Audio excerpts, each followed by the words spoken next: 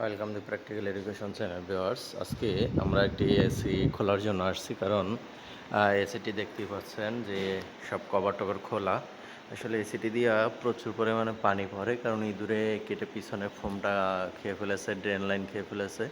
তো আমরা এখানে থাকা অবস্থায় রিপেয়ারিং করার চেষ্টা করছি, এবং যতটুকু ফোম ইঁদুরে কাটছিল তার থেকে আমরা বেশিও যে আমাদের লিকুইড ফোমটা হয় সেটা দেওয়ার চেষ্টা করেছি। এই যে কিন্তু কোনোভাবে এটি সমাধান হয়নি, তারপরও পানি পড়তে আছে, যার জন্য আজকে আমরা ইনডোরটা খুলে নিয়ে যাব, এবং ইনডোরটা খুলে নিয়ে তারপরে এটার পিছনে আমরা দেখব ফোম দিয়ে যে এটা আসলে সমাধান কেন হচ্ছে না।